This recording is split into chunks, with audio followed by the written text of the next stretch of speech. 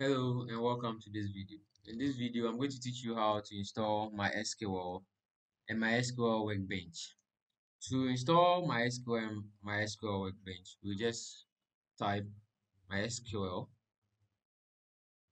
download, and press enter. Now, from the results of our search, click on Download MySQL Community Server.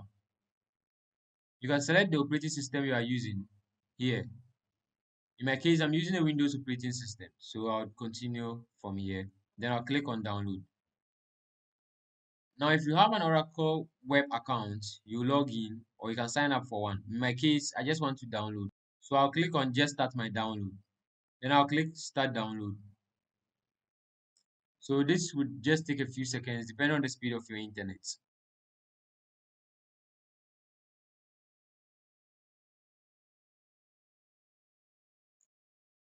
Now that the download is complete, I will also download my SQL Workbench.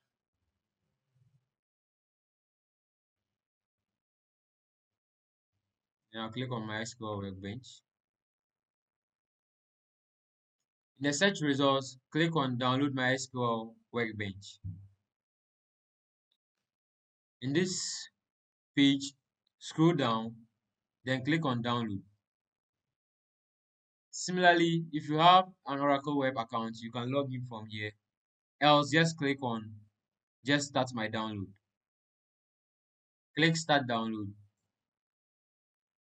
Now open my download folder, which contains the MySQL server and the MySQL Workbench executable.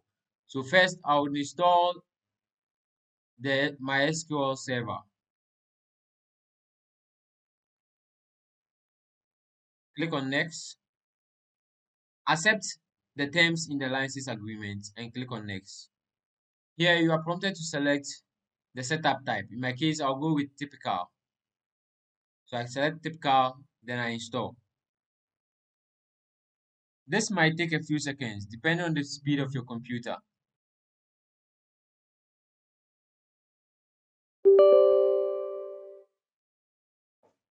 Click on yes.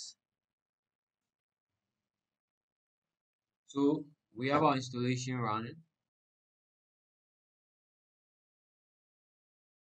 Now that this wizard is done running, we just click on finish to set up the configuration as well.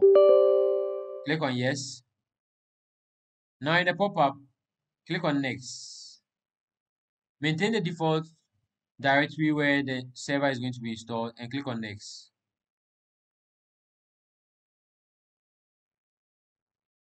Here, you've been asked to set up the root password. In my case, I'm just going to call it root password.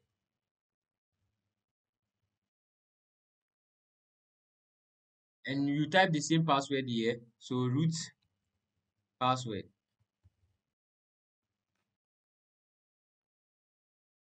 Now, if you want to add a different user whilst you are doing the installation, you can add a user from here. In my case, I want to add a new user, so I'll click on add user.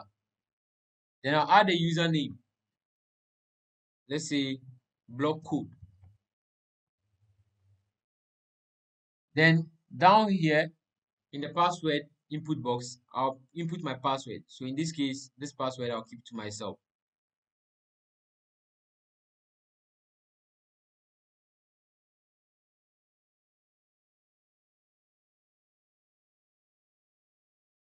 Then I'll click OK.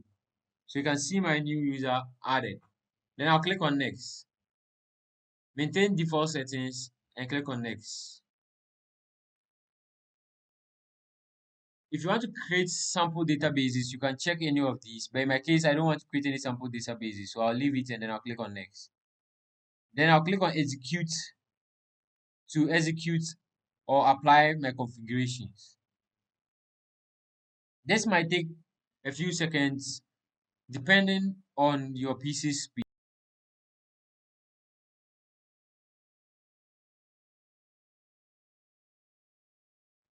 Alright, now that the execution is complete and the server is configured, press on next. Then you can click finish. Now that we are done installing our server, let's install MySQL Workbench. Double click on the executable. In the pop-up window, click on Next. Maintain the default directory and click on Next. If you want to customize it, you can click here.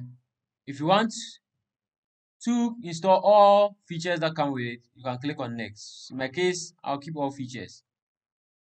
Then I'll click on Install. This might take a few seconds.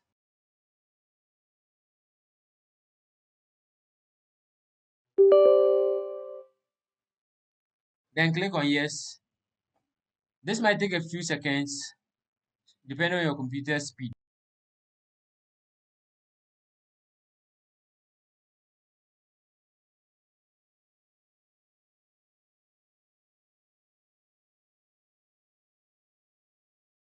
Now that the installation is done, let's click on Finish to launch MySQL Workbench.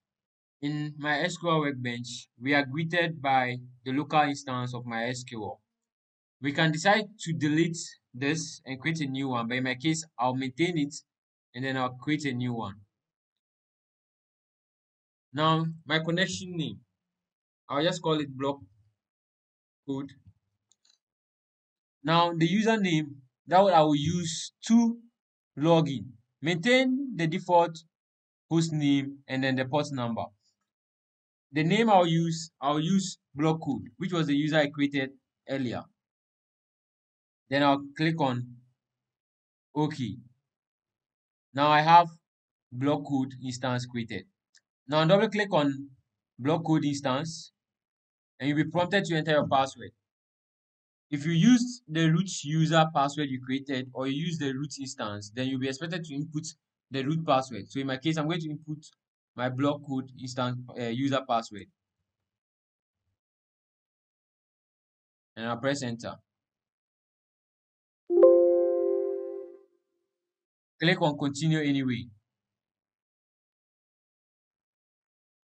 To ensure that our configurations and installations were successful, let's type the command show databases and then execute it. So we highlight it and then we click on execute. We can see our databases and this shows that our installation was completed successfully. Thanks for watching and remember to subscribe. Bye bye.